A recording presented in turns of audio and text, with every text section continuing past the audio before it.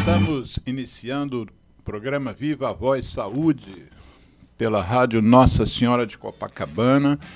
Sejam bem-vindas, sejam bem-vindos ao nosso programa. E hoje nós vamos falar sobre a associação do tabagismo, do nicotinismo, como eu prefiro chamar. Nosso convidado hoje, então, é Antônio Carlos Centelhas, oftalmologista. Foi professor, quando morava em São Paulo, da Faculdade de Medicina do ABC, mudou-se para o Rio e foi professor da Universidade Gama Filho, que, infelizmente, a universidade encerrou os seus trabalhos aqui no Rio por questões variadas. O nosso convidado também é editor de um jornal de oftalmologia lá de Nova Delhi, na Índia, e é médico regulador da Prefeitura do Rio de Janeiro, da Secretaria Municipal de Saúde, pela CAP, qual é a CAP 3.2. mesmo? CAP 3.2. Antônio Carlos, antes da gente entrar no tema do programa, se apresenta para a gente, fala um pouquinho assim da tua formação, e como é que você escolheu a oftalmologia, e aí depois a gente, que o nosso programa é uma iniciativa da nossa ONG, que é o Centro de Apoio Tabagista, cujo foco eu descrevo, né, que a nossa missão é contribuir para a redução dos impactos ambientais, econômicos, sanitários e sociais do uso de nicotina, que é considerado pela OMS o maior problema de saúde do planeta. Então fala um pouquinho de você para a gente depois poder aproveitar o teu conhecimento. Isso. Quando estudante ainda de medicina, a minha primeira opção era ginecologia e obstetrícia, que eu tinha acompanhado professores. Naquela época, o estudante de medicina ele tinha mais liberdade para poder atender o paciente, examinar o paciente até cirurgicamente. A gente participava de cirurgias, né? Mas estava certo que ia fazer ginecologia e obstetrícia. Aí eu passei num concurso, ainda estudante, para um pronto-socorro, e quando fui iniciar as atividades lá no pronto-socorro, foi escolhido um dia que o chefe do dia do pronto-socorro era um oftalmologista. Então ele falou: não, você já entrou em cirurgias, você vai me ajudar nas cirurgias de emergência, né? Então era aquelas cirurgias onde o olho era traumatizado, e eu acabei ajudando e gostando. Eu achei a oftalmologia uma especialidade muito interessante, né? Porque a oftalmologia ela é uma especialidade muito antiga. Se estudar o olho era uma coisa muito antiga, né? Então nós temos assim estudos de oftalmologia com Leonardo da Vinci, por exemplo, e quem estudava o olho eram mais os físicos do que os que viriam a ser chamados médicos, não é? Então, por quê? Porque o olho ele tem a parte física da óptica, como é que se processa a visão, não é? Então nós temos lentes, nós temos câmaras, e isso era estudado pelos físicos, não é? Tanto que em oftalmologia, ainda hoje, nós temos termos oftalmológicos que são termos físicos, não é? E uma terminologia que não encontramos em outra especialidade, por exemplo, da medicina, né? Então, quando normalmente a gente chama um inchaço de alguma estrutura, né? Nós chamamos de edema, é um nome que se chama. No olho não é edema, é quemose. Então, e assim tem outras coleções sanguíneas IFEMA. Então tem uma terminologia que veio desde essa época, né? E tudo isso, não só a parte clínica como a parte cirúrgica, me encantou muito e eu resolvi fazer oftalmologia. Então, e o São Paulo inicialmente e o Rio de Janeiro ganharam um grande profissional por causa disso nessa área. Eu mencionei que o tabagismo é considerado o maior problema de saúde pública do planeta, pela OMS, e isso se justifica por uma série de motivos. Um deles é pela quantidade de doenças que o uso da nicotina acaba gerando, né? Obviamente, existem um predomínio dessas doenças onde os sistemas recebem mais diretamente a fumaça. Então, toda a árvore respiratória é acometida de uma série de doenças provocadas pela nicotina. Mas o coração, o cérebro também são atingidos, aliás, não à toa, são as duas principais causas de morte na humanidade, que é o infarto agudo do miocárdio e o acidente vascular cerebral, que é o derrame. Mas entre essas 60 a 70 doenças, a gente já identificou que algumas delas se dão no nosso sistema ocular. E por isso que muitas pessoas desconhecem exatamente. Se você, quando pergunta às pessoas assim, o cigarro faz mal? Faz mal. Mas e o cigarro faz câncer, mas muita gente não associa as doenças dos olhos ao uso do tabaco. Então eu queria que a gente começasse, você dando uma visão geral da sua experiência com esta relação tabagismo e doença dos olhos, que, aliás, foi o título que você sugeriu para o programa, porque eu sempre peço aos convidados que nomeiem o programa. Então, vamos iniciar a nossa conversa. Como é que você vê essa associação? Essa associação é muito intensa, né? É uma associação que parte desde da inalação e da introdução desses 70 produtos que o Não, cigarro... 70 doenças. Não. São 7 mil substâncias. 7 mil, desculpa. 7 mil produtos que um cigarro tem, né? Então, a absorção dessas substâncias, elas acabam atingindo também o globo ocular. E é interessante que não só a inalação, né, e a absorção dessas substâncias, mas também a fumaça e o calor que atinge o olho. Sim. Né? Então nós vamos descrever patologias que estão associadas não só a essa absorção, né, pulmonar sanguínea, né, como também as de ordem local. Então nós temos várias. Né? Isso, em termos de importância, em termos de saúde pública, pela quantidade, enfim, vamos descrevendo quais são essas doenças oculares que você identifica. Então, nós temos já catalogadas, né, a catarata, uma doença de retina que é a chamada degeneração macular senil. Temos também o glaucoma, um agravante no problema do hipertiroidismo, que é a doença de Graves. E também nessas alterações mais de ordem externa, as patologias da lágrima. Então nós vamos tecer comentários, né, para cada uma dessas patologias que eu mencionei. Bom, a maioria dos nossos ouvintes não são profissionais de saúde, não são médicos, então talvez não tenham uma clareza da anatomia do nosso olho. Antes, então, da gente falar das doenças, vamos ver se você consegue dar uma noção para os nossos ouvintes como é que é o olho, quais são os setores, estruturas, né? As estruturas do olho. Eu trouxe aqui uma imagem, não é?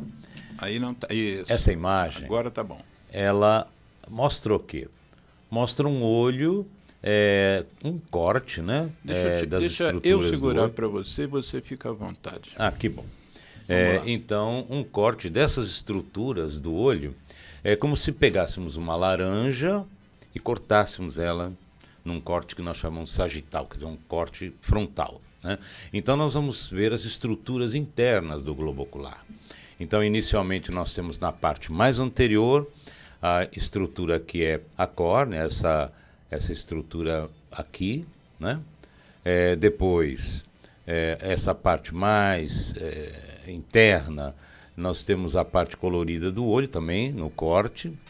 Depois da parte colorida, nós vamos ter o cristalino, que é onde é a lente do nosso olho, aonde ocorre a catarata, né? É interessante que o olho, ele produz líquido e elimina líquido, né?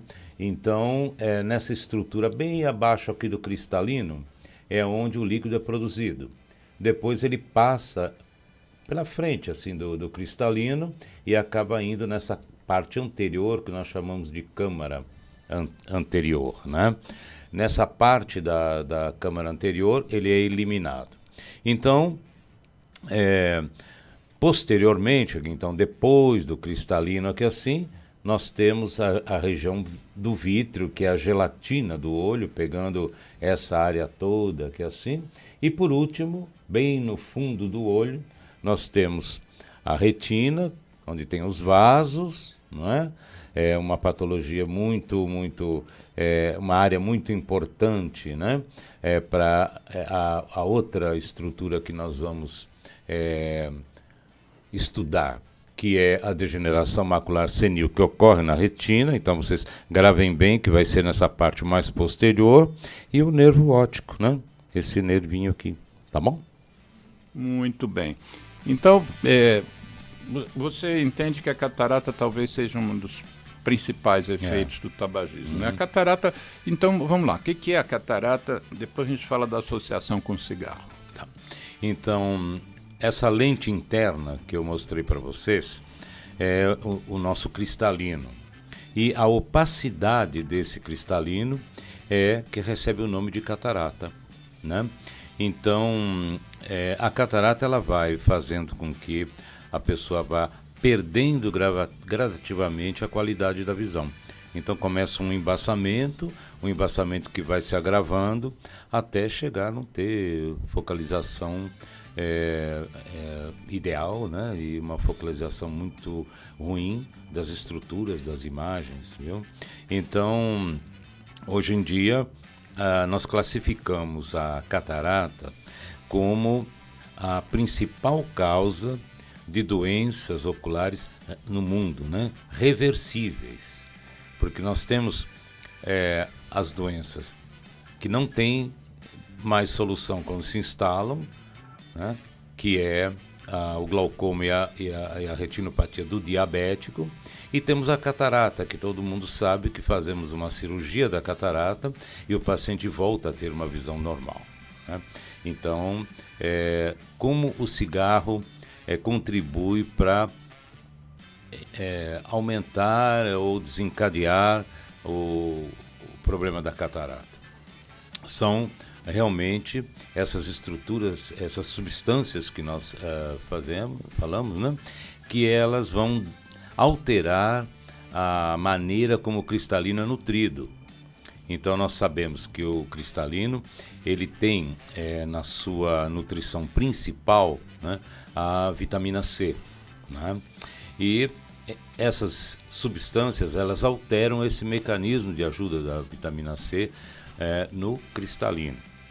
Uma outra maneira que também foi estudada é que o calor provocado pelo cigarro próximo aos olhos, ele também é um fator de opacidade do cristalino, né? Então nós temos essas duas coisas, temos o calor local pelo cigarro e temos a absorção dessas substâncias que vão interferir na nutrição do cristalino. Você comentou uma vez comigo que você estava observando, e já existem estudos a esse respeito, de que a catarata normalmente era uma doença mais tardia, né? De instalação mais tardia. E você está está vendo que a cada dia que passa isso está se instalando com maior precocidade. Sim. A que você atribui isso além da questão do cigarro? Então, tem alguns fatores, não é um fator só, né? Nós temos hoje uma incidência maior de emissão de raios ultravioletas, né? UV, que nós chamamos. Então, essas alterações ambientais, essas alterações da camada de ozônio fazem com que a gente receba uma quantidade maior de emissão de raios ultravioletas, que é caractogênico, quer dizer, ele produz catarata, né? Então, esse é um dos fatores. O outro fator também é com relação a um uso abusivo dos aparelhos digitais, não é? O celular, o computador, o tablet, né? E que acabam fazendo uma alteração que pouca gente sabe que causa as alterações oculares, né? Todo mundo acha que é por causa da luz do computador. E já foram feitos estudos e se sabe que o que causa o problema, ou também chamada síndrome, que é várias manifestações oculares, né? É a falta de piscar. Né? Foi feito um estudo na Inglaterra e esse estudo mostrou que quem usa esses aparelhos, ele pisca 103 vezes menos do que uma pessoa que não está na frente desses aparelhos. 103 vezes por 103 por quê? vezes. Por hora, por dia? Oi? 103 vezes menos... Não. Essa quantidade 103 vezes, né, é o tempo de piscar. Entendeu? Então, por exemplo, eu estou com o olho aberto, né, pisco. Agora, se eu ficar 103 vezes mais tempo, né, sem piscar, o que acontece? A nossa lágrima é o que banha e que nutre o nosso olho na parte anterior, principalmente na parte da córnea, no início da córnea, né? E se você não pisca e não lubrifica, não distribui essa lágrima na superfície ocular, você está alterando a nutrição do olho. Então, essa nutrição do olho é que causam essas alterações todas, que não é só, como a gente fala, da catarata, né? Mas também as doenças que nós vamos comentar depois, quando a gente fala sobre o fumo e o sistema lacrimal e a lágrima, vamos dizer. Isso reforça aquela sua fala anterior sobre o calor, né? Isso, sobre um calor também. O calor da fumaça. Também. O calor vai alterar a superfície ocular, vai alterar a lágrima. Isso. Então, isso também é um dos fatores da catarata se manifestar mais precocemente. E existem outros, né? Hoje em dia, Hoje em dia as crianças estão começando a usar tablet com 2 anos de idade, né? Sim. Coisa impensável na nossa geração. É interessante que tem um vídeo da Motorola, né? A Motorola que eles pegaram. Motorola é produtora de celular, por exemplo, né? Né? Então, é a produtora do problema e mostrou o problema. Então é muito interessante. Eles deram um celular para uma criança novinha, né? Como você falou, 2 anos, né? E ficaram focalizando o olho da criança. E a criança não piscava. E passou tempo, A Motorola fez essa pesquisa. A própria e passou tempo, a criança não piscava, né?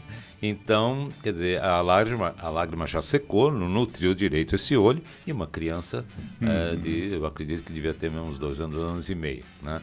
Esse filme alertando. Tem esse filme assim pra gente procurar? Posso depois passar para você. Isso. É interessante, Bota que a gente bota nos comentários do programa. Tá. Agora, uma vez instalada, precocemente ou não, a catarata, qual é o procedimento? O que vocês, oftalmologistas, como é que vocês resolvem essa situação?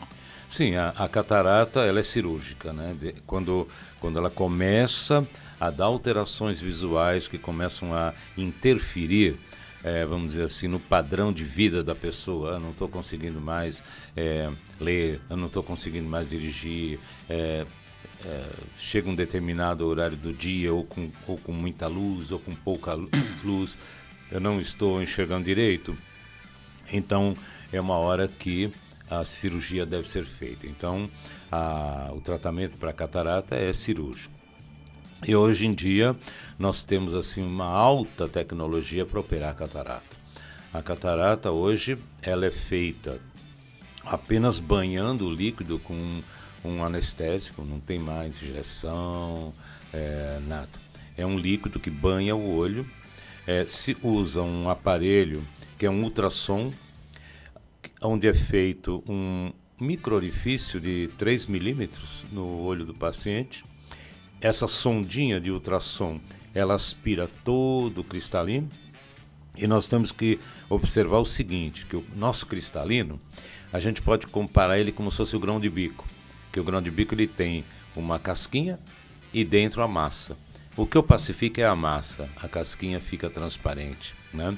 Então, esse ultrassom, ele parte, o próprio aparelho aspira toda essa massinha lá dentro. E nessa bolsinha que fica, nós injetamos por esses 3 milímetros, com uma canetinha, nós injetamos a lente intraocular, que substitui o cristalino.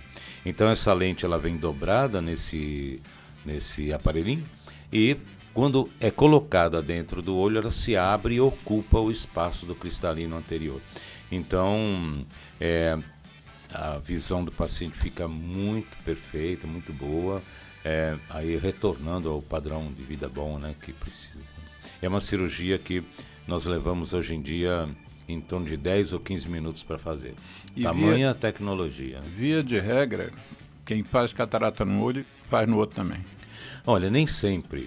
Nem sempre, a não ser que o outro olho tenha já alguma opacidade, já comece também com a dificuldade, mas se ele tem a opacidade e a dificuldade num olho só, se opera um olho só. Sim, né? Mas não é frequente a associação dos dois. Não é frequente. Não é frequente. Não é frequente. Quando tem catarata no olho, é muito provável que ele tenha que fazer também. Entendi. Depois de um tempo. E ou até a gente aqui, o nosso programa, ele não só dá ênfase à questão da prevenção dos problemas, né?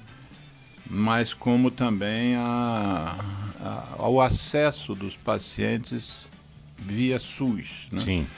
Como é que nós estamos em termos de SUS? Você, inclusive, que é médico regulador, além de todas as suas atividades, né? Como é que está hoje? Se um paciente fizer o diagnóstico de catarata, ele consegue essa cirurgia pelo SUS? Porque às vezes a gente ouve falar de mutirões, né? Como se houvesse uma fila muito grande, né? Sim. Isso não corresponde mais à realidade. Não corresponde, porque a Secretaria Municipal de Saúde, ela teve assim, um olhar bastante grande para resolver os problemas da catarata. Né? No passado, nós tínhamos uma fila de 9.000 pacientes esperando uma cirurgia de catarata. Aqui no município? No Rio de Janeiro. Só no município? Só no município. 9.000? 9.000, E depois, com essa nova administração e com medidas que foram feitas, né, para poder resolver esse problema, já existia anteriormente clínicas particulares que eram autorizadas a operar pelo SUS. Não é? Hoje nós temos algumas. O que faltava era financiamento para que essas clínicas fizessem um aporte maior de cirurgia. Então isso foi feito. E eles estão inaugurando agora o Centro do Olho. Não é? O Centro do Olho fica lá em Benfica, junto com 2 outros centros, que é o Centro de Diagnóstico e Centro de Atendimento. E esse Centro do Olho vai também conseguir realizar não só cirurgias de catarata, outras cirurgias mais complexas, transplante de córnea, uma série de coisas. Então, é mais um alento aí para os pacientes que estão... Então, praticamente, hoje em dia, não tem mais fila, sabe? Praticamente. Nossa, não coisa tem fantástica. Mais fila. Porque o que a gente acompanha, por exemplo, na parte de ortopedia, por exemplo, a fila do Instituto Nacional de Traumatologia e Ortopedia, o INTO, é absurda. É absurdo. Tem pessoas na cama há 2 anos esperando uma cirurgia, mas vocês conseguiram.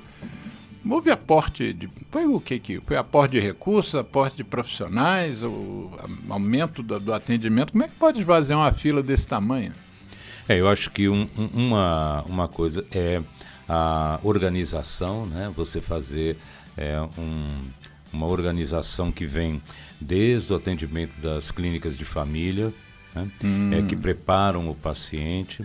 Então nós fizemos um trabalho grande também na parte de ensinamento para os médicos de clínica de família, para que preparassem o paciente de uma maneira mais prática, né, e para as cirurgias serem resolvidas com mais presteza, né? Porque muitas vezes preparavam o paciente, mas não emitiam risco cirúrgico, não diziam qual era o olho que ia operar, e tudo isso ia voltando para as clínicas de família. Então, isso foi uma coisa que ajudou. E a outra, sem dúvida nenhuma, é aporte financeiro mesmo, né? Para fazer com que não só os hospitais públicos fizessem a cirurgia, como também as clínicas particulares que estão fazendo, né? Entendi. Então é um sucesso aqui, quer dizer, e você acha que isso a gente poderia estender para o resto do país? Você acha que houve um avanço nessa área? O Rio de Janeiro, ele tem algumas coisas assim pontuais em relação ao resto do Brasil, né? Realmente tem nessa área de saúde. Nós temos aqui a própria Fiocruz, né? Que é um orgulho nosso, né? A Fiocruz, né? Que agora atualmente a ministra, né? Ministra da Saúde. Fiocruz, eu acredito que Nízia Trindade. Nós vamos ter grandes mudanças, né? Já estamos tendo grandes mudanças, né? Agora... Ciência, né? Voltou. A ciência voltou também. Uma coisa simples, né? Voltar aos ditames da ciência. Agora, nós temos outros estados brasileiros que também são São Paulo mesmo, Rio Grande do Sul, né? Alguns estados do Nordeste que também eles têm programas assim de saúde muito interessantes, muito bons também. Então tá bom. O recado em relação à catarata, eu acho que o recado está dado, né? O cigarro é um fator predisponente desse problema que, se não tratado, leva à cegueira, né? Sim. Então, uma cegueira irreversível, mas leva, né? Eu acho que, de uma certa forma, aquilo que você falou desse vídeo que a gente vai tentar resgatar da Motorola com crianças não piscando aos 2 anos de idade, eu acho que é uma coisa também que os pais, as escolas podiam começar. Será que a gente tem necessidade de ficar tantas horas ligados a uma tela de celular ou de um tablet, né? Será que existe mesmo essa necessidade?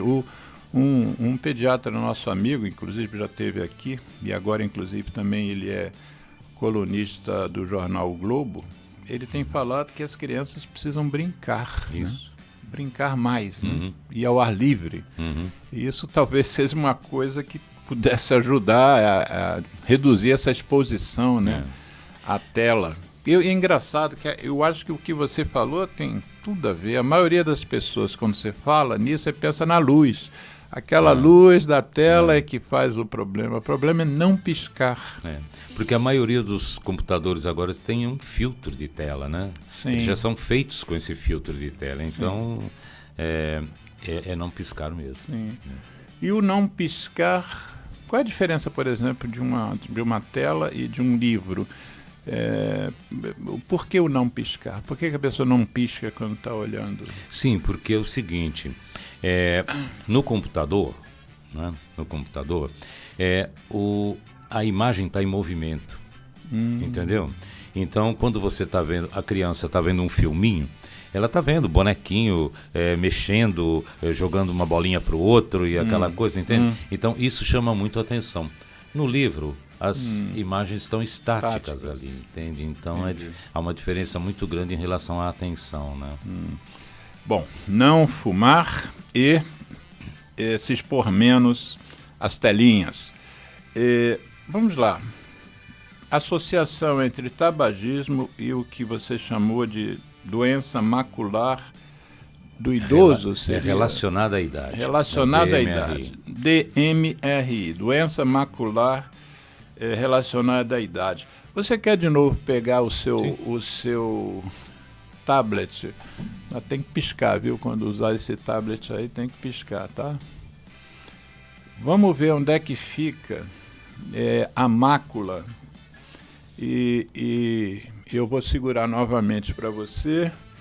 Deixa eu pôr aqui quem está nos vendo, quem está nos ouvindo pelo rádio, infelizmente não tem acesso à imagem, mas quem está nos vendo pelo nosso canal no YouTube tem acesso à imagem. Então, a mácula, ou também chamada de fóvea, vocês vão ver aí onde está escrito a palavrinha fóvea. Fóvea está aqui. Ó. Isso, exatamente. Isso mesmo. Então, a mácula, ela pertence à área da retina e ela é a área central da nossa visão. Então, por exemplo, se eu coloco a minha visão na pontinha da caneta, eu estou olhando para a pontinha da caneta, eu vejo ela nítida. Então, essa imagem cai na fóvea. Mas, além de eu ver a caneta nítida, eu consigo ver as coisas ao meu redor. Né? Microfone, tudo, tá? Então, a importância da mácula é a qualidade visual perfeita. E essa degeneração macular senil é uma doença que atinge a mácula, né? Então nós temos dois tipos de degeneração macular senil.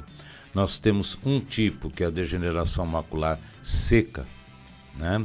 E um tipo de degeneração macular úmida. A degeneração macular seca é por depósitos de substâncias do processo oxidativo. O que é o processo oxidativo?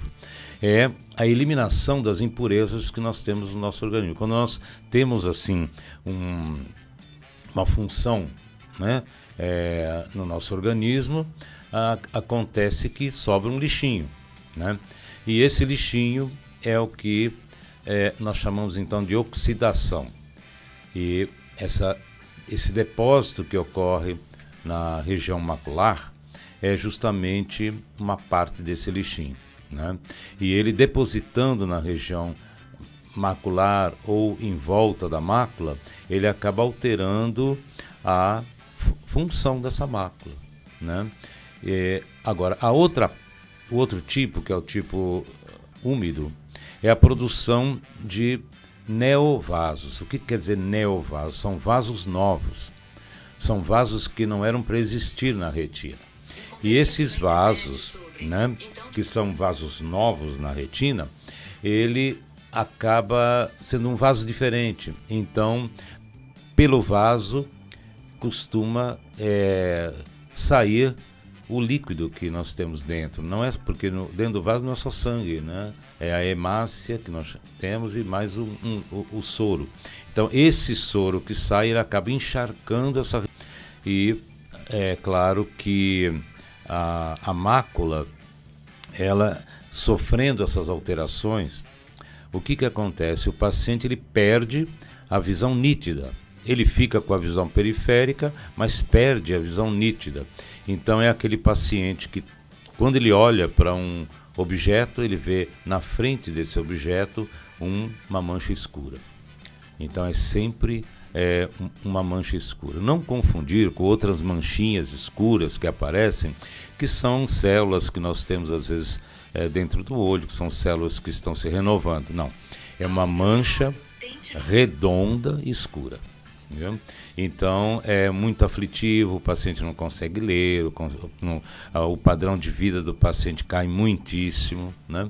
São pacientes que são muito tristes porque perderam a qualidade, né, de focalização. Então não consegue ler um livro, não consegue mexer no celular. E essa patologia, a degeneração macular senil, ela é uma patologia que está aumentando também, né?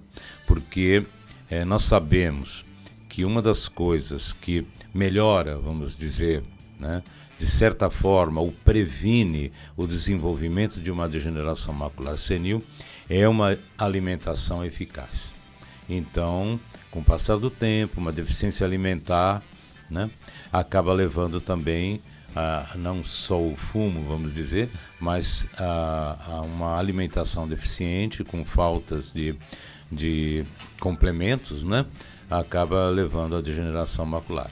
Tanto que um dos tratamentos para a degeneração macular são os complementos. Não é? Então, não só as vitaminas, como também nós temos também duas substâncias que nós temos na mácula. Uma substância que é a luteína e uma outra que chama zeaxantina, né? Então, são duas substâncias que a gente encontra na gema do ovo, né? Então, além do ômega 3, ômega 6, ômega 9, que a gente vai encontrar nos peixes, né? Então, é claro que uma dieta muito pobre também acaba levando a essa deficiência e prevalecendo a incidência da degeneração macular. E nós brasileiros, eu acho que a gente deveria ter mais. Eu até me incluo nisso. Eu vivo me prometendo que eu vou comer mais peixe e a gente parece que tem uma certa dificuldade, né? Eu acho que a nossa formação das gerações mais antigas foi muito em cima da carne de ave, carne de boi, né?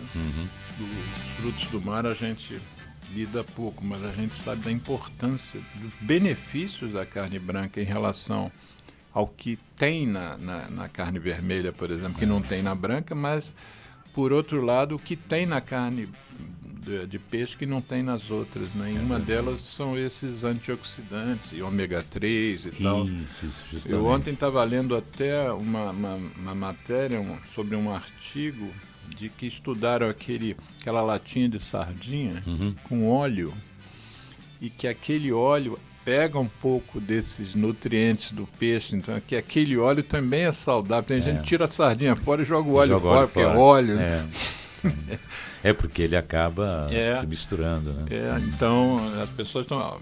Nesse artigo recomendava o uso desse óleo. Não joga fora, não. Tá certo? Mas em termos assim para essa degeneração, medicamentos não existem. Tirando as vitaminas, complementos. Nós temos dois tratamentos. Sim. Né? Nós temos um tratamento que é o tratamento dos complementos, né? Essa vitamina, luteína, zeaxantina. E temos também um tratamento muito interessante, que é a base da chamada nanotecnologia. Né? É um medicamento feito com nano. O nano é uma partícula atômica, né? Então, muito pequenininha. E acontece que você pode trabalhar essas partículas para fazer tratamentos. Então, nesse caso, esse medicamento ele é colocado na gelatina do olho, dentro do olho, e ele vai gradativamente indo até a região da retina e vai coagular os neovasos. Então, como você pode trabalhar essas partículas nano, você vai fazer com que essas partículas aderem no vaso anormal e não acontece nada com o vaso normal. Então, nós temos uma coagulação desses vasos anormais, melhorando esse processo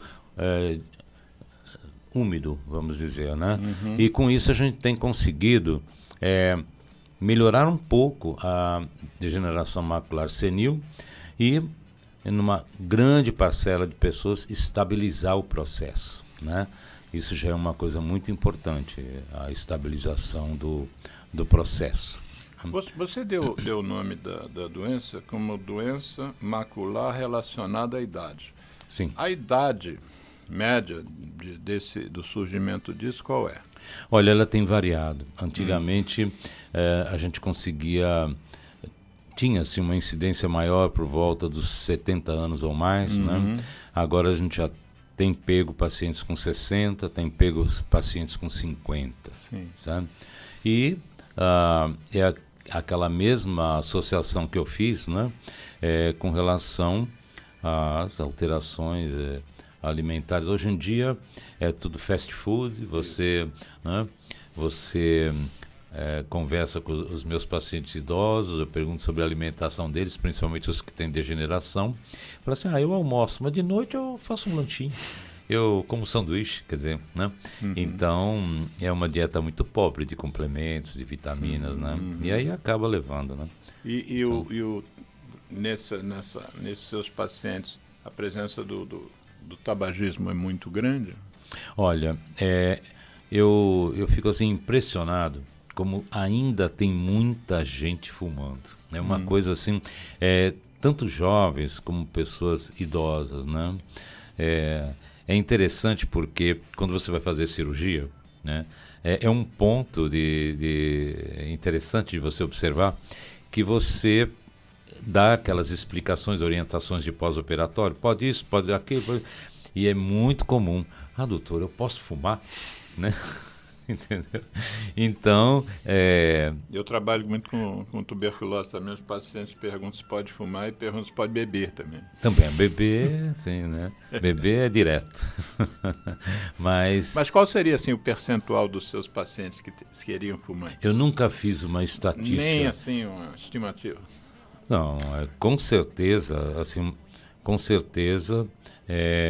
eu acredito que de 25%, em torno, uns 25% de pacientes fumam, né? Que é muito. Era uma oportunidade até para sensibilizá-los, né? A parar de fumar definitivamente. Sim. Enfim, porque é uma oportunidade, né? De ver o que claro.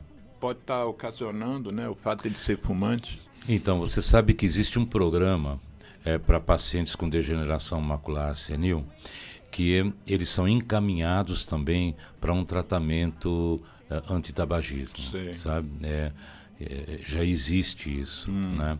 Porque está virando assim um problema de saúde pública. O Brasil mesmo, ainda tem, apesar dos avanços todos, que o Brasil é um dos países que melhor trabalha esse tema, ainda temos mais de 20 milhões de fumantes no Brasil, né? São, sei lá, quase 7 vezes a população do Uruguai, né?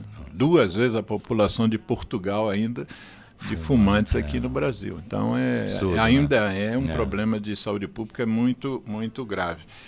Nós vamos fazer, só antes da gente fazer uma pausa, eu queria saber o seguinte, você mencionou como tratamento o uso de nanotecnologia.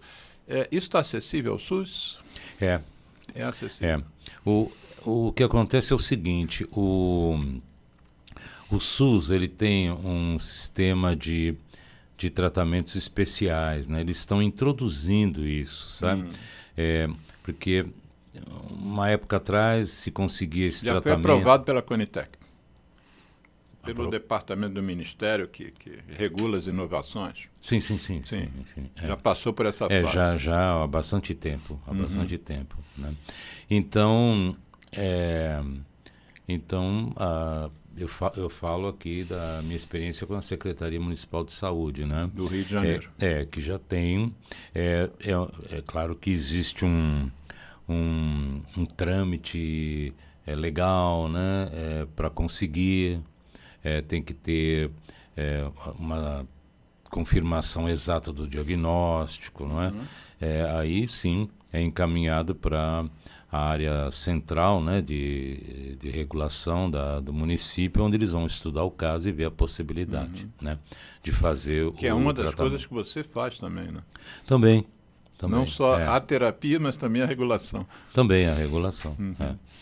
Então vamos fazer o seguinte, vamos para o Geraldo Rodrigues, nosso operador, que ele fica angustiado com o nosso intervalo. Ele levanta, faz sinal.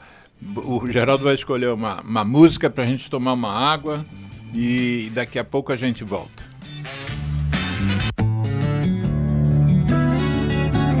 ZY1 201, Associação Comunitária Nossa Senhora de Copacabana, 98,7 FM, a onda que chega ao seu coração. Rua Hilário de Gouveia, número 36, nono andar, Copacabana, Rio de Janeiro.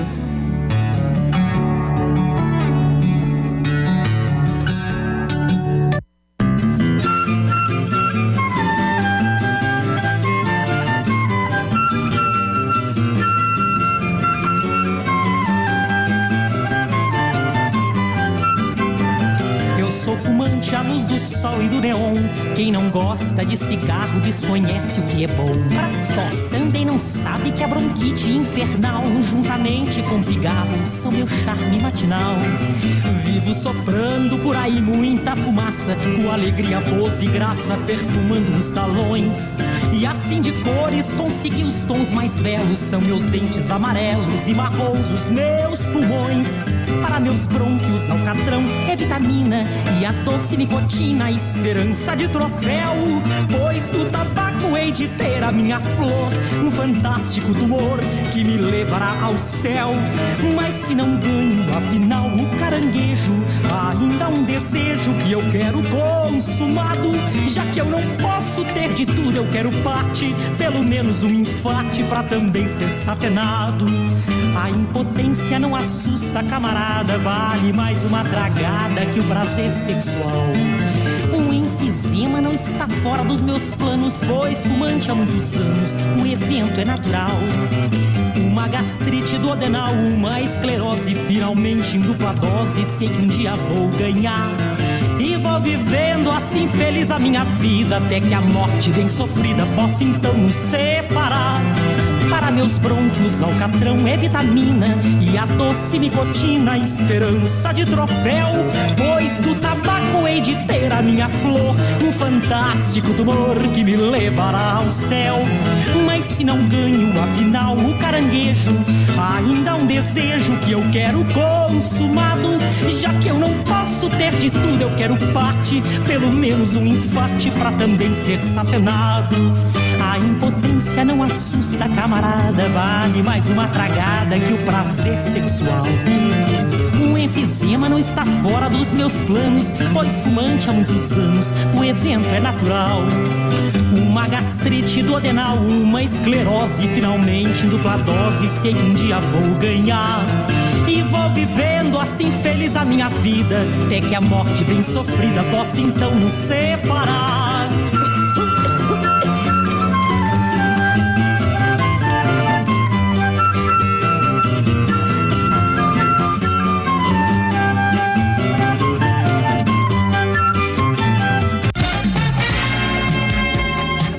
ZYU 201, Associação Comunitária Nossa Senhora de Copacabana, 98,7 FM, Rua Hilário de Gouveia, 36, nono andar, Copacabana, Rio de Janeiro. Telefone 3649-3411. E-mail estudionsc@gmail.com.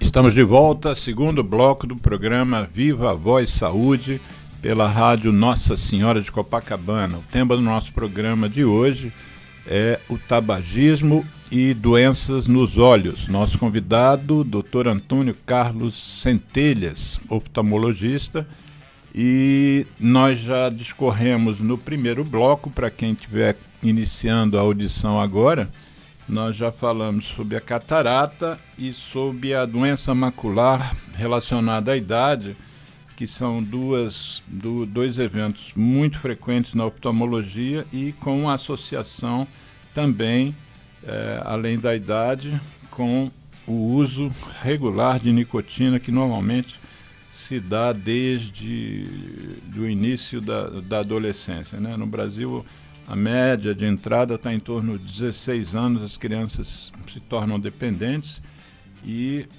às vezes essa dependência é mantida até a fase de a terceira idade, quarta idade, e as pessoas vão colhendo os maus frutos, né, os frutos podres desse mau hábito que mais do que nunca nós precisamos entender que é o maior problema de saúde pública do planeta.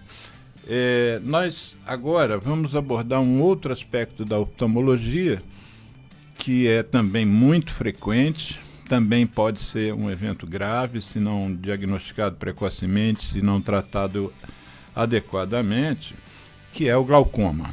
Então, usamos de novo o seu tablet. O nosso convidado trouxe aqui um gráfico, né, uma imagem que nós estamos usando para descrever para quem está nos vendo pelo YouTube, né, porque, infelizmente, quem estiver nos vendo nos ouvindo apenas não vai ter acesso às imagens, mas ele vai descrever o que é exatamente o glaucoma, assim, em termos de localização, de geográfica dentro do olho, né? Então, o que é o glaucoma? O glaucoma, ele é uma tríade. Sim. Né? Tríade, que a gente quer dizer que tem 3 alterações principais. Então, a primeira alteração é o aumento da pressão do olho. Né? Então, nós temos aqui, nessa regiãozinha aqui assim, perto da lente do olho, né, do cristalino, aqui em cima, né? Nós temos uma área onde o líquido do olho é produzido. Depois ele é lançado para a parte anterior do olho. E na parte anterior do olho, pela parte assim perto da córnea, que eu expliquei, que é a área inicial, né, é a capinha anterior do olho transparente, ele é eliminado. Então, o líquido é produzido e o líquido é eliminado, né? Então, se ocorre uma alteração na quantidade de líquido produzido e não eliminado, uma alteração geralmente ocorre ao nível de um filtro. Nós temos um filtro que filtra esse líquido e joga para fora do olho. Então, pelos vasos, né? É claro. Então, nós vamos ter um aumento da pressão intraocular. Então, é mais líquido produzido e menos líquido eliminado. Esse aumento da pressão, ele acaba levando a uma alteração da parte vascular aqui atrás do olho, né? Mais ou menos assim, onde é o nervo da vista, entendeu? Aqui assim, né? Então, isso faz com que o nervo sofra. O nervo comece a perder fibras do nervo óptico. E é claro que vai atrofiando esse nervo ao ponto de, inicialmente, o paciente perder assim a visão lateral. São pacientes que chegam falando: doutor, alguma coisa está acontecendo comigo, eu estou esbarrando em todo mundo. Um paciente, outro dia, eu estava jogando futebol, me leva a bola, eu não percebo que me leva a bola. Então, são pessoas que estão desencadeando o glaucoma. Então, é o aumento da pressão intraocular, é a alteração do nervo óptico, não é? E a terceira a alteração seria essa perda do campo de visão, né? Então, a gente classifica o glaucoma não só como um aumento da pressão. O paciente ele pode ter um aumento da pressão e ter uma hipertensão ocular, mas ele precisa desencadear a patologia do nervo óptico e do campo visual. Aí sim você faz o diagnóstico do glaucoma. E aonde o fumo interfere?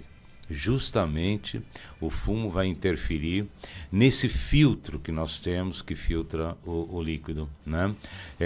São depositadas substâncias oriundas do fumo e acabam inflamando ou tampando os orifícios desse filtro.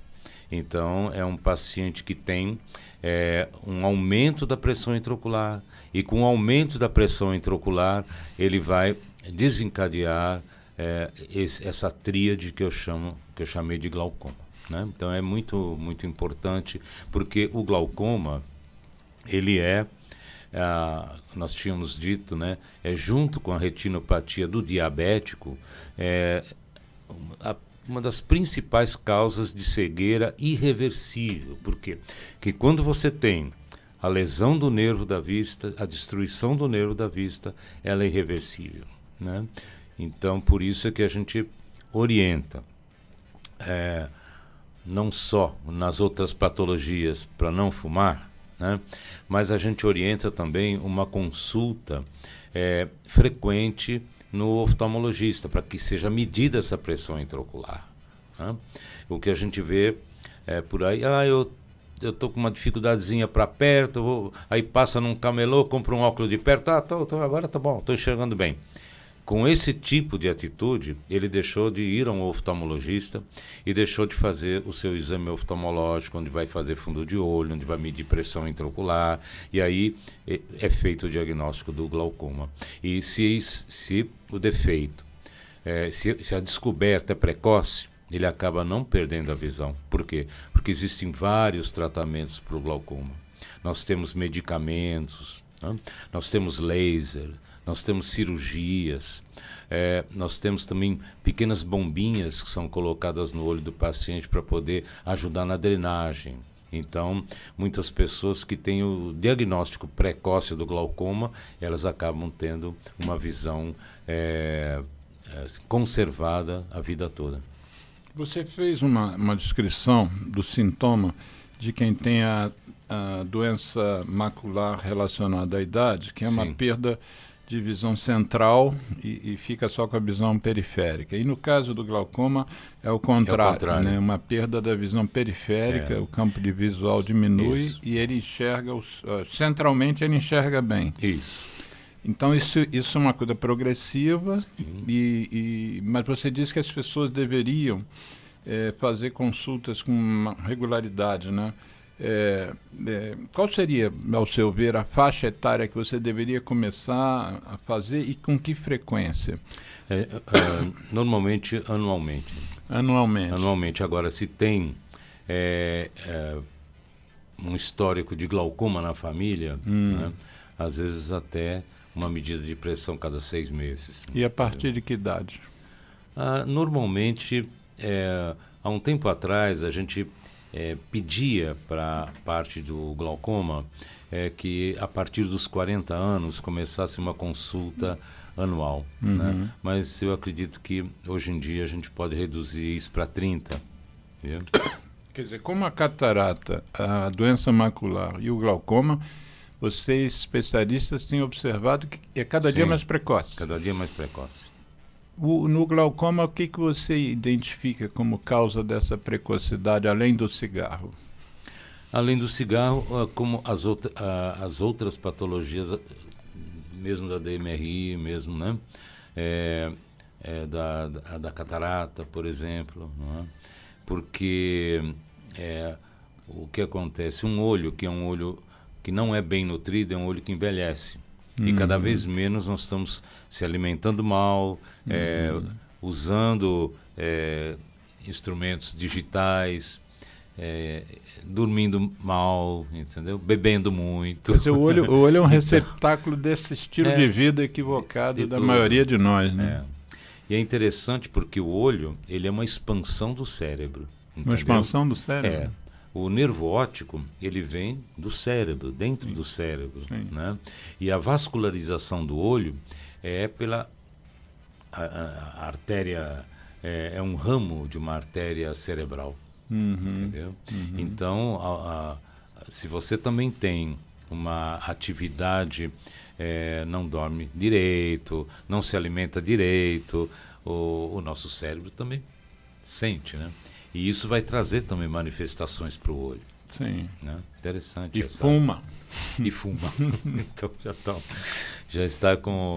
Você disse que é uma das causas de cegueira irreversível, evitável, né, na verdade. Né? Não precisaria... Uma vez instalado o glaucoma, não precisaria chegar ao ponto do indivíduo ficar cego. E isso é frequente ainda?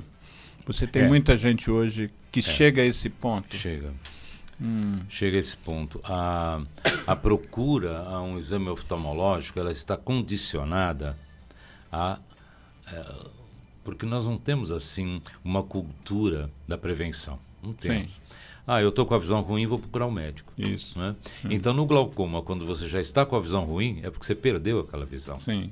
Entende? Que é progressivo e irreversivelmente. Então, ele perdeu aquela visão, então ele não vai conseguir melhorar a visão. Diferente de outras patologias, como a catarata que eu expliquei. Né? Mas no glaucoma, não. Né? Então, nós não deveríamos esperar ter essa perda da visão para você fazer um exame preventivo. Em relação ao acesso, vamos sair um pouquinho do tema por um segundo. A gente tem falado muito de doença do idoso, ou mais precocemente, adultos, jovens, mas e as crianças? Você recomenda, daqui a pouco a gente vai voltar para o tabagismo, mas você recomenda que uma criança, aparentemente sem problemas oculares, deva ir também a um oftalmologista a partir de que idade fazer a primeira avaliação da vida? Olha, é interessante porque existem patologias em criança que já existe uma regulação da OMS, né, da Organização Mundial de Saúde. Então, nós temos hoje em dia, nós chamamos o teste do olhinho. Né? O teste do olhinho é feito na maternidade. Então, coloca uma luz no olho da criança e vê. Na maternidade ainda? Na maternidade. Isso é feito? Feito. É feito. Isso é feito, chamado teste do olhinho. Né? Então, é uma luz que se coloca na pupila, né, da criança. Se a pupila fica pretinha, é sinal que ela tem transparência, é sinal que a luz entrou. Sim. Se a pupila fica branca, é sinal que a luz parou, ela não progrediu até o fundo do olho. Não é? Então, aí se faz algumas descobertas. Então, pode ser uma catarata congênita, não é? Pode ser um glaucoma a gente falou congênito. De catarata já no fim da vida, mas também pode nascer com catarata. E tem as congênitas, é claro. Né? E pode ser uma patologia muito grave, que é o retinoblastoma, que é um câncer, né? Um câncer de retina, que também deixa. E uma outra patologia... Recentemente, um casal conhecido, eu esqueci o nome dos dois. Ah, sim, é um artista. Né? Isso, eles estão enfrentando essa situação. É grave mesmo. E tem também uma outra patologia que é o do prematuro. Então, é uma retinopatia do prematuro que também deixa a pupila branca. Então, se faz já esse diagnóstico. Essa, ao contrário da diabética, é reversível? Essa retinopatia do prematuro? Ela tem um tratamento que pode melhorar. Sim. Pode melhorar, sim. A catarata, sim, a catarata congênita opera e fica bom. E um escolar que já passou dessa fase, já saiu da maternidade, você acha que ele deva... Mesmo que ele diga que está enxergando bem, ele deve fazer um exame oftalmológico? Sim, hoje em dia, não são todas as escolas, né? Mas é uma lei que existe, que as escolas peçam que a criança, ao se matricular ou mudar de ano, né, ela traga um exame Seria uma avaliação anual, né? Né? Traga um exame oftalmológico. E algumas... não digo bem escolas, mas organizações, né? A própria prefeitura agora fez um mutirão ensinando professores a fazer a pesquisa da acuidade visual, sabe? Então, essas crianças, elas foram avaliadas, né? Que é uma coisa muito simples, é uma tabela que ensina o professor, né, a fazer esse tipo de pesquisa. Então já existe assim bastante empenho para que as crianças quadrinhos com letras? Quadrinho com letras, se a criança ainda não está alfabetizada, então tem bichinhos, não é? Ou aquela letrinha uma letrinha que ela fica para cima, para baixo, para direita e esquerda, também ajuda, porque a criança fica fazendo assim com a mãozinha, assim, para cima e para baixo, né? E ajuda a fazer. Então, mas, independente disso, também tem a ver a patologia que o pai tem, ou a mãe tem, não é? Então, se o pai ou a mãe já tem uma miopia, né? Então é interessante que as crianças...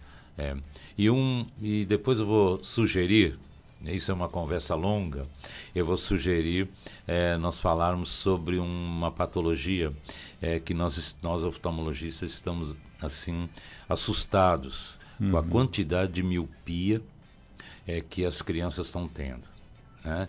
Isso foi um advento depois da pandemia, mas depois nós vamos falar sobre isso porque é muito longo. Mas tem relação com a pandemia? Não, tem sim. A relação é as crianças ficarem dentro de casa, não sair, Não assim, tem relação com o vírus, propriamente dito. Não tem relação com o vírus, não tem nada a ver com o vírus, né? É o confinamento das crianças. Por isso que aquele pediatra estava falando... Daniel Becker. Que as crianças precisavam sair ao sol, as crianças precisavam brincar. E tem um trabalho muito interessante nesse sentido, que foi feito, sabe? E que os pais, as mães precisavam saber desse trabalho que foi feito. E o que a miopia tem a ver com o confinamento, o desenvolvimento da miopia, o agravamento da miopia? É um tema muito extenso, mas eu posso dar um resuminho para você. Os ocidentais, eles perceberam que a miopia estava aumentando muito nas crianças na fase da pandemia, né? Do confinamento. Por quê? Porque os ocidentais, eles têm... O que você está chamando de ocidentais? Desculpe, os orientais. Né? Os orientais, né? Me enganei. Então, os orientais, eles são míopes, né? Então, os japoneses, os chineses... Tem mais miopia do que, mais que miopia. a gente. Enquanto aqui a miopia dos defeitos oculares está em torno de 25%, lá é 75%. É mesmo? E eles começaram a perceber um aumento muito grande, né? Em crianças. E um japonês fez um estudo muito interessante, que nesse estudo ele observou que a miopia está se desenvolvendo, não é? Porque as crianças não ficavam ao sol. E ele chegou à conclusão, o trabalho dele é belíssimo, só que é muito extenso para falar, né? As crianças teriam que ficar, no mínimo, expostos à luz solar, não precisa ser no sol, a luz solar. Mesmo um dia nublado. Mesmo dia nublado. Isso. Pelo menos 4 horas por dia. 4 horas. 4 horas por dia. Isso em termos de vitamina D? É esse o... Não é esse. Não, é o estímulo que a luz provoca na retina. Então, esse estímulo que provoca na retina, ele faz assim, ele acelera um pouco, né? Ele modifica um pouco o tamanho do olho, entendeu? Modifica o tamanho do olho? Ele modifica o tamanho do olho. Então, ele faz o olho crescer mais um pouco, sabe? Aumentar um pouco a área. E a miopia, retina. qual é a alteração que a miopia... A miopia é um aumento do globo ocular. Sim. São pessoas que têm o globo ocular maior, mais profundo, né? Sim, mas se o sol não faz a mesma coisa? Não. É o contrário, então. Aí tem a ver com a emissão de uma radiação ultravioleta, da radiação violeta, não confundir com a ultravioleta, uma radiação violeta. Essa radiação violeta é necessária, né? E alguns bloqueios podem ocorrer no recebimento dessa radiação violeta, e uma é o vidro da janela. Então não adianta você ficar na luz solar em casa, dentro de casa, porque a janela vai filtrar o violeta. E não passa. E a ausência desse violeta, causa o desenvolvimento da miopia. Nós já fizemos um programa com você antes aqui, cujo tema foi cegueira, né? Eu vou colocar isso nos comentários, tanto no YouTube quanto no Face, e, enfim, vou divulgar o link. Mas depois a gente faz mais para frente um outro abordando essas questões e inclusive os tratamentos que existem hoje. Tem muita gente que, enfim, tem resolvido isso com procedimentos cirúrgicos, né? Tanto miopia quanto outras doenças, né? Mas então a gente vai fazer um outro. Porque é muito extenso. Isso. Né? Vamos continuar na nossa investigação aqui sobre a associação tabagismo e doenças nos olhos, que é o nosso tema de hoje. Vamos falar um pouquinho então da doença de Graves, que eu acho que a maioria, eu pelo menos, eu aprendi com você, mas eu acho que a maioria das pessoas nunca ouviu falar nessa doença de Graves. O que significa? Doença de Graves? É uma doença que ocorre em pacientes com hipertiroidismo. Né? E a doença de Graves, no hipertiroidismo, ocorre um inchaço das estruturas, né, atrás do olho. Então, na nossa órbita, nós temos o olho encaixadinho. Quer mostrar de novo o gráfico? A gente mostra. Não, aqui nesse gráfico não não tem a órbita, só tem o olho. Tá não, bom. Não ajudaria, né? Você pensa que nós temos uma caixa óssea, Isso. onde o globo ele está localizado e ele tem assim um acolchoamento de gordura. Então nós temos gordura que é como se fosse assim um acolchoamento, Um né? amortecedor. Um amortecedor, isso, do olho. E há um depósito dessa substância que causa assim esse inchaço atrás do olho. Então por isso que você vê, essa pessoa tem hipertireoidismo, ele tem o olho esbugalhado. Isso. Né? Então são pessoas que têm o olho esbugalhado. Por que o olho esbugalado? Porque nós temos uma caixa óssea e se você aumenta o volume dentro dessa caixa óssea, A caixa não abre mais. a caixa não abre, ele empurra o olho para fora. Né? E o cigarro é notadamente já comprovado que ele é um facilitador da produção desse inchaço atrás do olho. Entendeu? E o que causa esse inchaço atrás do olho? Se o olho vem para fora, a pálpebra não consegue lubrificar direito, não é? Então é um olho mal nutrido, é um olho que se expõe muito facilmente a problemas, né, de ressecamento da própria córnea, olho vermelho. Só relembrando, quem não assistiu o primeiro bloco, a gente pensa assim na lágrima como sendo uma demonstração de emoção, né? Uma pessoa que está chorando, ela produz mais lágrima. A gente pensa na lágrima também como lubrificadora, né? Para não ficar o olho seco, mas você também disse que a lágrima é fundamental para a nutrição do olho, Sim. não é isso? Nutrição do olho. A parte 1/3 anterior da córnea, né? Ela é nutrida pela lágrima. Né? Então, além dela ter esse poder de nutrição, a lágrima também é uma lente. Entendeu? Também uma lente. Ela funciona como uma lente. Se você pegar um cotonete e enxugar toda a lágrima, a pessoa só vai ver vultos na frente dela. Não brinca. Só vai ver vultos. Então, precisa ter essa lubrificação. Você pode ter um cristalino bom, mas se você não tiver a lágrima, você não vai enxergar bem. Por isso que tem pessoas que têm o olho seco e vem embaçado. Né? Por quê? Porque não tem a estrutura da lágrima perfeita. Então, porque a nossa, já que estamos falando de lágrima, estamos falando de Graves, né? Mas Graves a gente já praticamente encerrou. Então, que seria o próximo tema, é a lágrima mesmo, né? Então, a lágrima ela é composta de 3 camadas principais, até 4, né? Se desmembrar. É a parte gordurosa, que fica mais externamente. Nós temos a parte proteica, glicoproteica, que fica logo abaixo. E, por último, em contato com o olho, nós temos a água, que é produzida pela nossa glândula lacrimal. Então, a glândula lacrimal, ela produz o líquido, a água, né? Para entender melhor, claro. Né? E, então, a lágrima ela é um composto.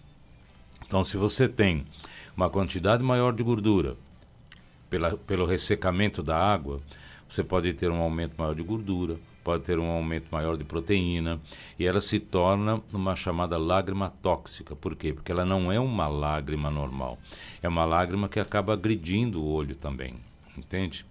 Então, é interessante quando a pessoa chega e fala assim, doutor, o senhor fala que eu tenho olho seco, mas eu estou chorando toda hora. Por quê? Porque ele tem uma lágrima tóxica, uma lágrima irritante, que acaba estimulando, inflamando. Então, é comum isso, sabe? Você escutar do paciente, pô, doutor, mas o senhor está me falando uma coisa que não está acontecendo, né? Então... Quer dizer, a pessoa tem o olho seco, mas tem muita lágrima, tem muita água. Chora. Né? Então, mas o que o cigarro interfere nisso, né? Que a gente estava falando. Isso. Justamente por 2 motivos. A própria fumaça do cigarro, né? Que ela leva uma toxicidade para essa estrutura da lágrima, e o calor também, né?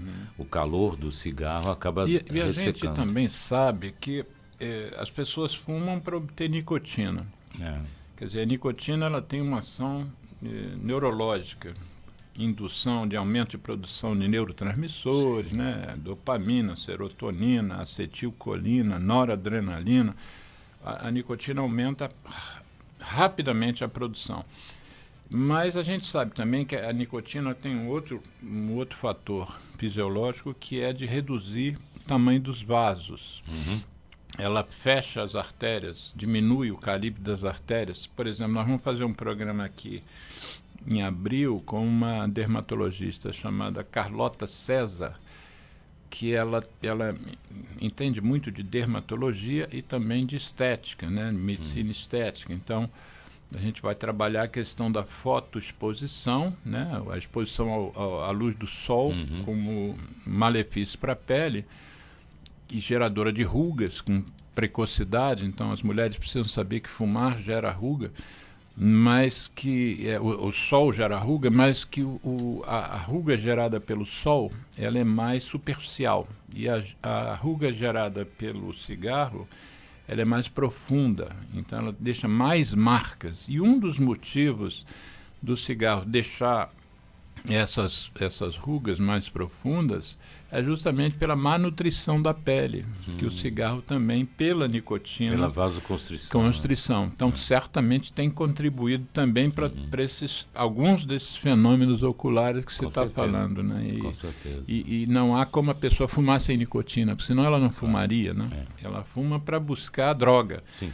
Não é? E é a droga mais difícil de largar de todas as drogas que existem, conhecidas até hoje, heroína, cocaína, mesmo o substrato de cocaína, que é o crack.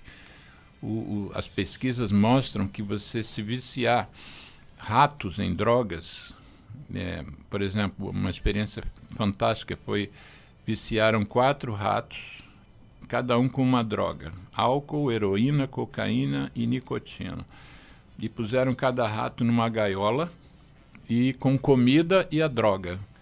Depois eles suspenderam a oferta tanto de comida quanto de cada droga, de cada rato, deixaram os ratos quase morrendo de fome. Eles interromperam o experimento, se demorasse mais um dia os ratos teriam morrido.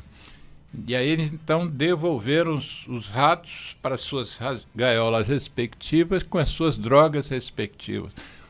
Pois bem, o único rato que foi primeiro na droga e não na comida foi o rato da nicotina. Todos os outros foram comer primeiro. Então, quem tenta e não tem sucesso nas primeiras tentativas de parar de fumar, saiba que realmente não é uma coisa simples. O ideal seria que a gente não tivesse se iniciado, né? Mas...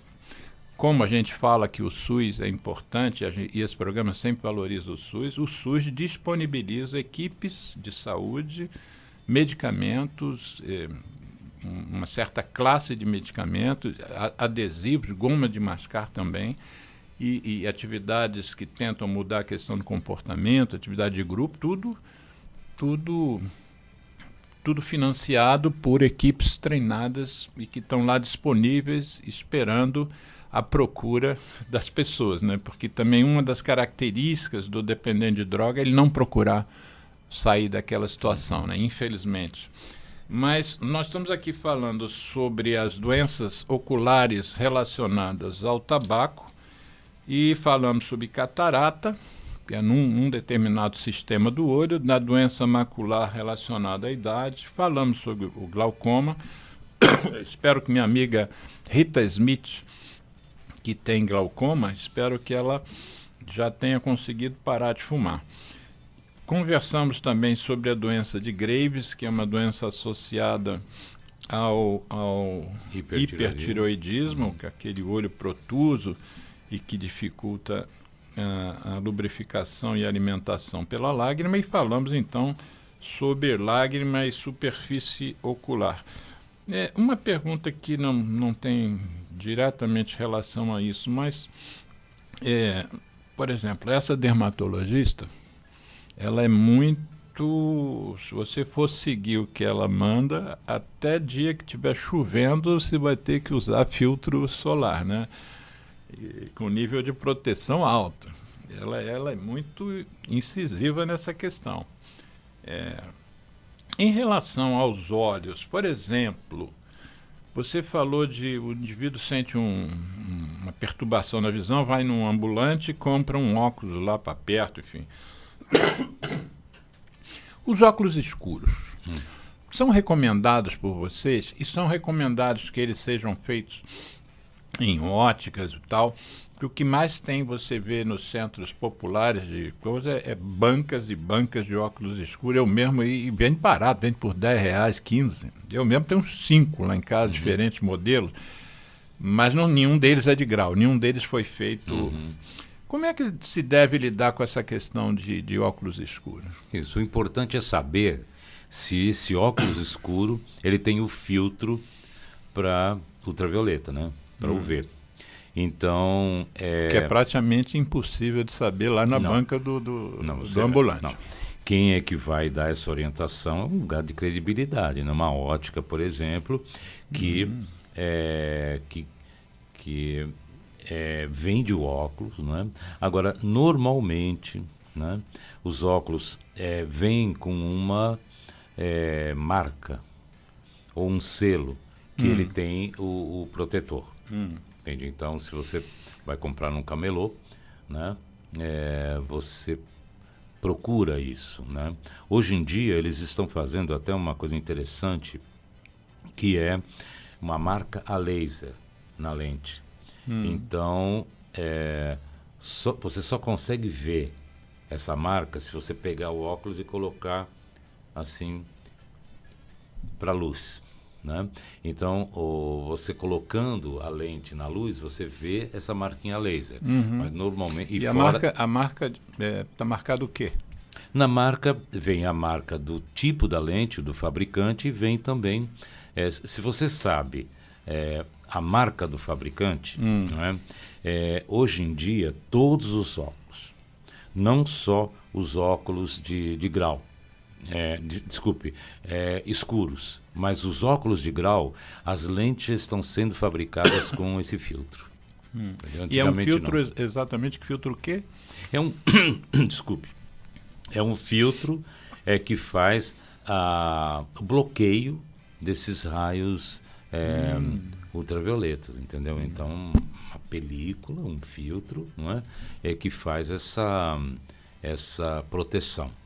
Então, hoje em dia, qualquer óculos em óticas, assim, né, vamos dizer assim, de credibilidade, as lentes, elas já vêm, até óculos de criança, óculos, né, já tem. Agora, para as pessoas que não têm defeito ocular, né, é interessante o uso do óculos com o filtro.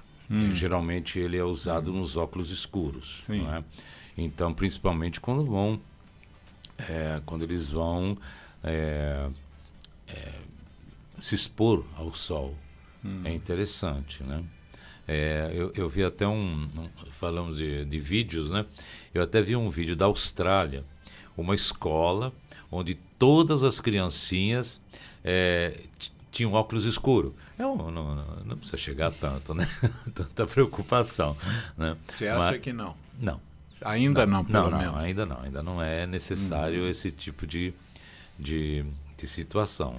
Não acredito que seja muito eficiente, dizer, né? Mas é importante. Agora, é interessante saber que nós, aqui no Rio de Janeiro, que moramos no nível do mar, nós temos muito mais, nós estamos mais distantes, aliás, menos distante do Sol. Não é? Então, cidades muito altas, acima de 1.000 metros de altitude, elas recebem uma quantidade de radiação ultravioleta, né, muito maior do que quem está aqui na praia. Entendeu?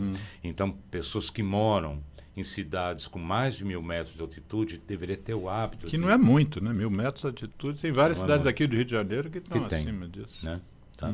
Então, deveria ter o hábito de usar o óculos escuro. E aqui, de uma maneira geral também. E né? Em termos de incômodo, não, mas em termos de fotoproteção, se você usar um óculos escuro sem esse filtro, eu me engano que eu gosto. Não está protegendo de nada, não está reduzindo nada. Só está reduzindo a quantidade de luz que entra pela lente, né? Mas proteção mesmo tem que ter o filtro. Então, nós conversamos hoje, e o nosso programa vai sobrar um tempinho que eu vou me dar o direito de sair do tema que nós propusemos e ir para um outro, e aí teremos aí uns 10 ou 15 minutos para isso. Mas, resumindo, a relação tabagismo, doença dos olhos, se você, como especialista, tivesse com um paciente agora, que no caso ele está nos ouvindo, mas vamos dizer que ele estivesse na sua frente, como você abordaria, o que você diria para ele numa primeira consulta em relação ao hábito de fumar? Porque nós pneumologistas, a gente acha que nós somos a especialidade médica que mais faz campanha, né? Boa parte dos livros, boa parte dos artigos escritos contra o fumo foram escritos ou defendidos por pneumologistas. Os psiquiatras também têm trabalhado esse tema, os cardiologistas, obviamente, os pediatras, alguns, ou muitos, mas certamente não todos, mas as outras especialidades a gente acha que a gente ouve falar pouco. Assim, uma palestra de uma especialidade ou outra falando do cigarro, né? E eu não sei como é que é no seu meio, na sua sociedade de oftalmologia, que valores que vocês dão a isso, que importância, né, que peso vocês dão a isso no atendimento de um cliente. Mas o que você diria para o seu paciente, numa primeira consulta, na anamnese, é fumante há 20, 30 anos, uma carga tabágica já grande? Sim, porque na anamnese, que é a consulta, né? Isso. A gente pergunta dos hábitos, né? Isso. Todos os hábitos, né? E aí veio lá, eu sou fumante. Isso. Então, o que tem acontecido é o seguinte, não existe, assim, na formação médica, né? Principalmente na residência médica, eu tenho observado isso, uma dedicação mais assim intensa em relação a comentar sobre os problemas do fumo no olho, sabe? Hoje em dia, a oftalmologia, ela teve assim uma modificação muito grande, não é? Quando se desenvolveu o computador e o laser, é uma outra oftalmologia, né? Então, seria uma oportunidade, né? Eu digo, de dar mais ênfase a esse problema do tabagismo, sabe? Eu não tenho visto muito isso, não, sabe?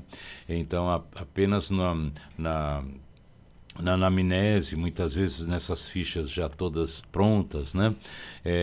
Apenas comentam sobre isso. Sim, né? Ou não? É fumante ou não é fumante? É fumante ou não é fumante. Mas não existe uma preleção assim de comentar sobre isso, sabe? Eu tenho percebido. Então, o que eu observo, por exemplo, não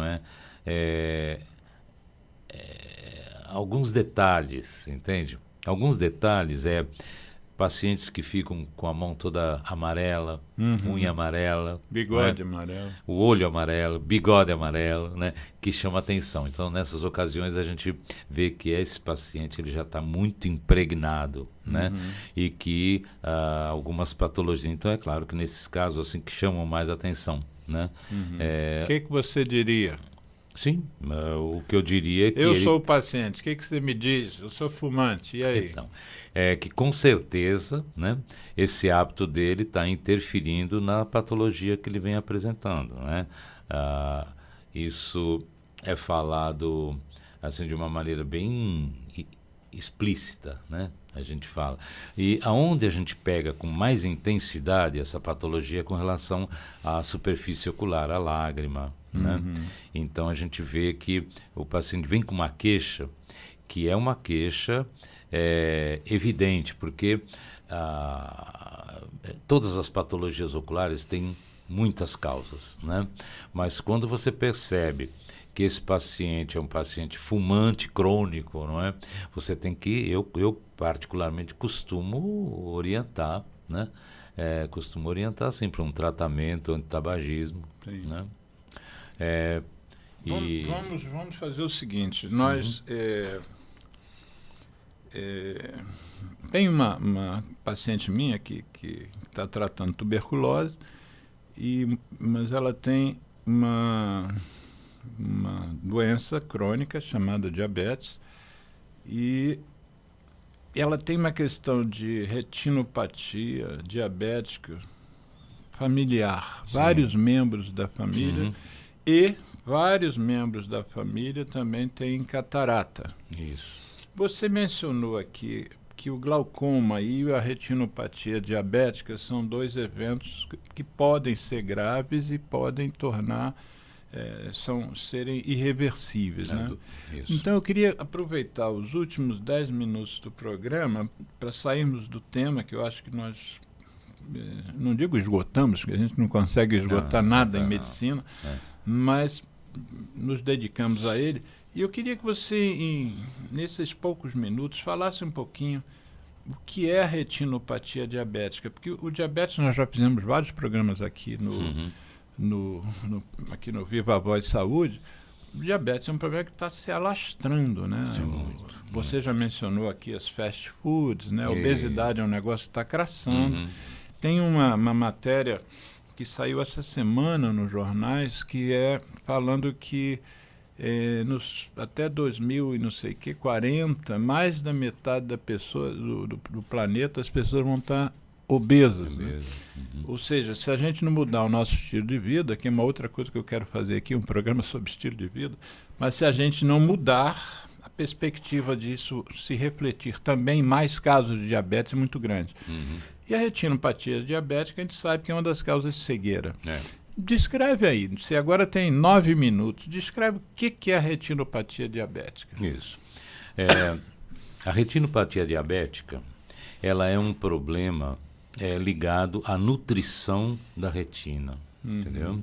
Então, o diabetes, ele está ligado da seguinte maneira: nós temos o vaso, que leva a nutrição para o tecido, não é? E o diabetes, ele causa uma chamada neuropatia.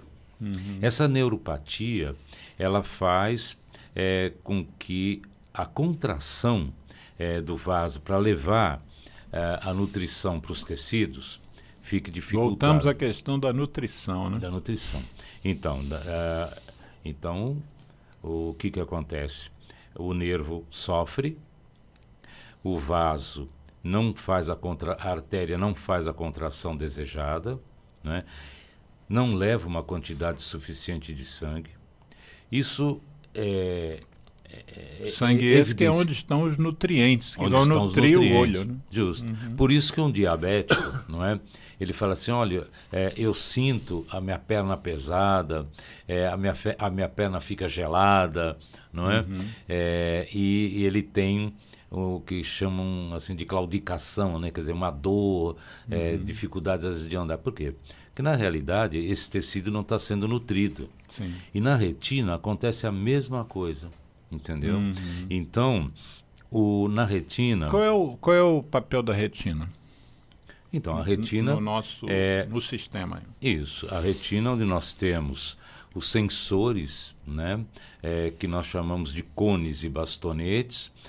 Os cones é que captam a luz do dia, a luz, e os bastonetes a luz noturna. Então são células fotoelétricas que captam a imagem, levam para o nervo óptico leva para o cérebro, na região occipital, onde a imagem é identificada, entendeu? O olho não enxerga a imagem, ele enxerga a imagem, é claro, vai fazer uma sensibilidade na retina. Isso a imagem é metabolizada no cérebro. Ela é interpretada no cérebro. Então, o que acontece com a retinopatia? Tem uma falência circulatória e causa uma má nutrição, que a gente chama de isquemia. Nós chamamos de isquemia. Então, essa má nutrição, ela acaba levando áreas com uma quantidade menor de oxigenação, né? E isso acaba produzindo... Cronicamente, o olho reage de que jeito? Você tem uma área onde não tem uma nutrição, uma oxigenação, o organismo produz vasos. Para aumentar a captação desse oxigênio. Esses neovasos, né, que são vasos que não deveriam estar, são vasos que são criados para... É uma tentativa que o organismo faz para levar esses vasos para a retina.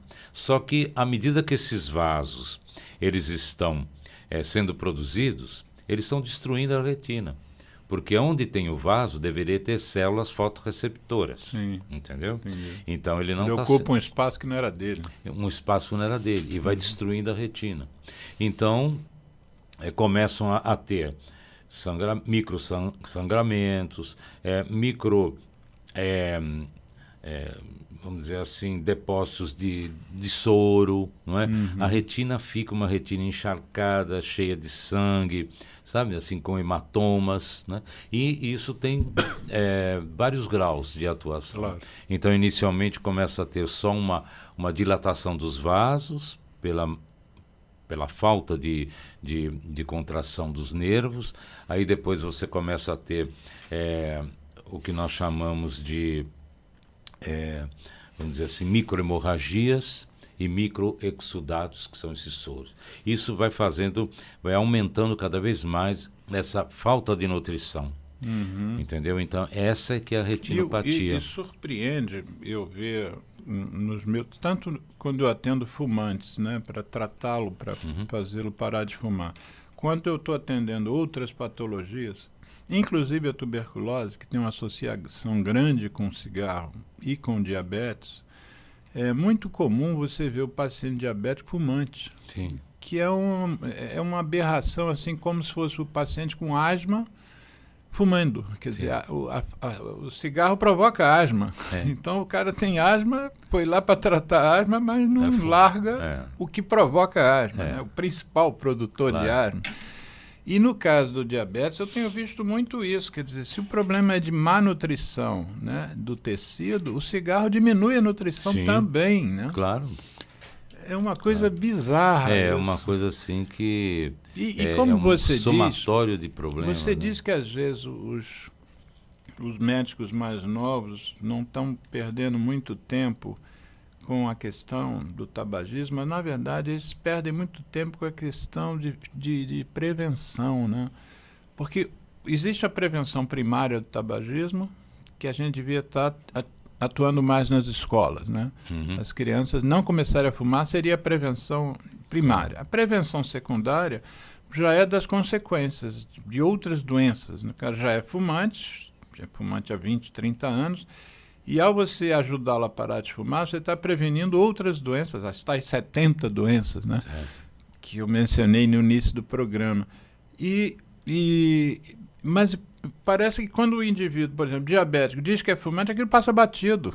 O sujeito não perde um tempo. Vem cá, meu amigo, diabético, você não pode fumar. Você já ouviu falar em amputação de membros periféricos, de dedo, de pé, de perna? O cigarro causa mais amputação que o diabetes. Pouca gente sabe disso. As pessoas, quando vêem um amputado, pensam logo em diabetes.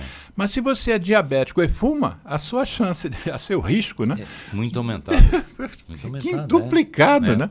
E é muito comum você ver o diabético fumando. Mas, enfim, está feito aqui o meu desabafo.